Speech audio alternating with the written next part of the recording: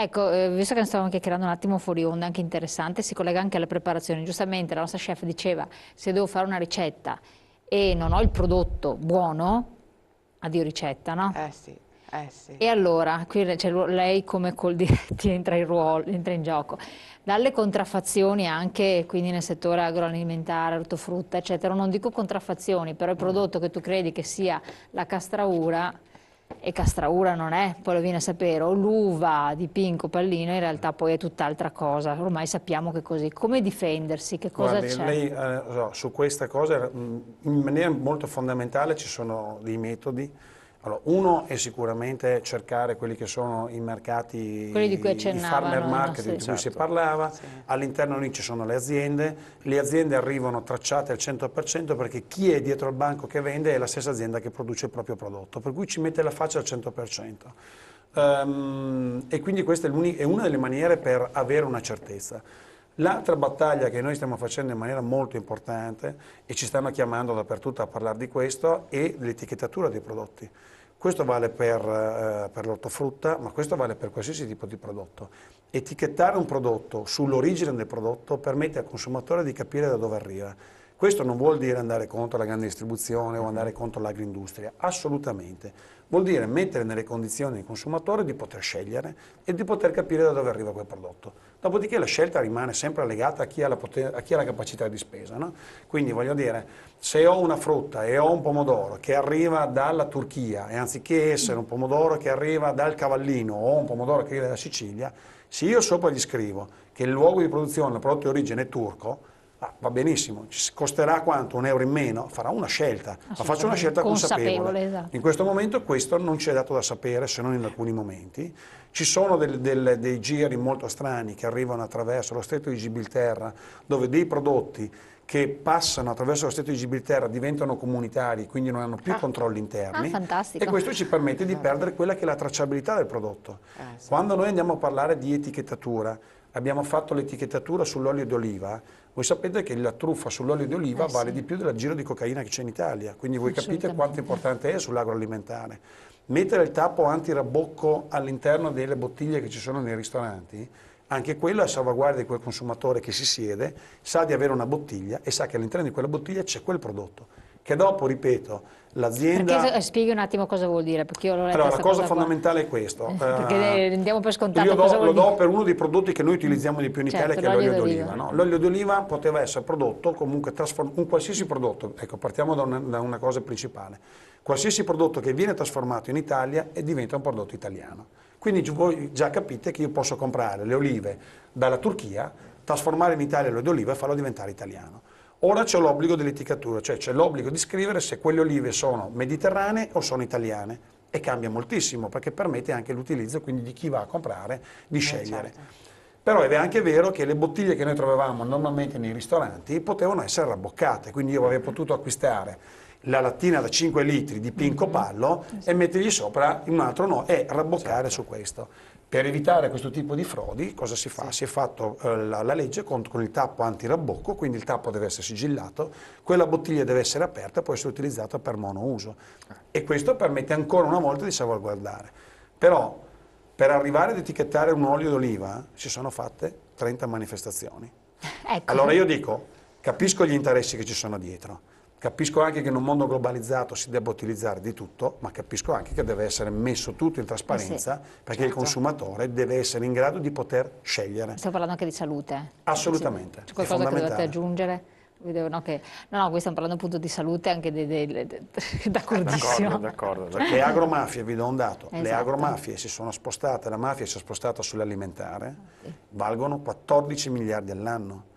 E voi capite, ricordava bene lei, che uno dei problemi principali, al di là di quello che può essere l'interesse mio da rappresentante di imprese, e l'interesse mio è anche quello dei consumatori, è la salute dei consumatori, perché quando ci sta un traffico illecito dietro, ci sta anche qualcosa che non è trasparente, ci sta qualcosa che non è controllato, e quindi a livello di salute noi mettiamo in grave difficoltà chi va a consumare questi prodotti, insomma, quindi bisogna fare questi percorsi. Ecco, consapevolezza, quindi mi ricollego a questo discorso perché consapevolezza di come viene prodotto, come viene fatto un prodotto, come può essere preparato in un certo modo, quindi recupero delle tradizioni, di chi siamo, cosa facciamo, eccetera, ma anche di che cosa ci offre o non offre il territorio, non offre perché se ne abbiamo la possibilità. Per esempio, voi nel tour che avete proposto, quello della Laguna Sud, per esempio una zona magari non così nota, avete portato a scoprire anche degli allevamenti non intensivi ma estensivi di pesce, dove il pesce ha delle caratteristiche anche di spostamento, di comportamento, eccetera,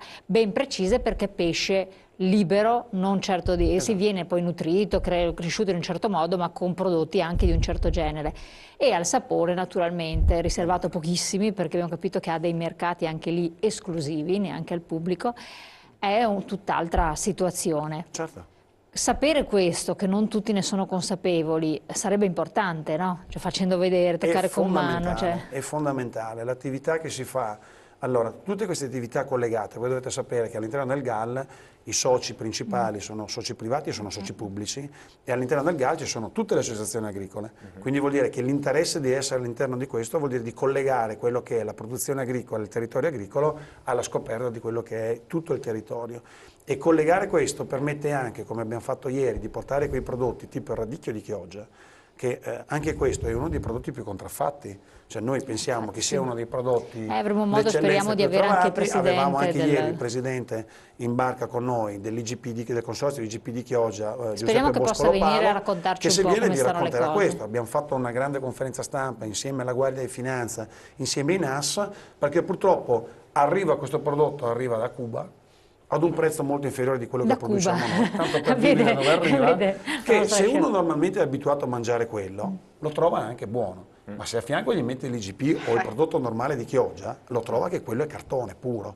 Quindi bisogna continuare su questa attività. L'etichettatura, i consorzi di tutela hanno un ruolo fondamentale su questo tipo di conoscenza e di divulgazione, perché vanno proprio vanno verso quelli che sono i consumatori e la salvaguardia di quello che è il consumatore. Certo che, ripeto, io lo faccio anche per la salvaguardia delle aziende, però è tutto collegato, perché saper fare bene agricoltura vuol dire tutelare il territorio. Voi avete visto quello che succede in montagna, quello che è successo negli ultimi periodi, e anche perché la gente non c'è più. Quindi bisogna saper tutelare il territorio in questa maniera e permettere che queste aziende ci siano, e permettere di fare degli investimenti in questi territori permette anche di tutelare quel territorio che normalmente noi siamo abituati a non vivere, ma a volte a subire. Ma sto pensando anche a un'altra cosa, per esempio l'iticoltura, per carità, e tanto altro ancora, può dare un'opportunità anche professionale di lavoro a dei giovani, per esempio, perché se quel territorio viene battuto turisticamente perché aprite delle vie alternative di turismo, diventa di appeal per molti, può essere un'occasione per far lavorare chi può dare un sorriso, chi può essere chef, magari la nostra chef è già iperimpegnata, ma tanti altri giovani chef possono proporsi.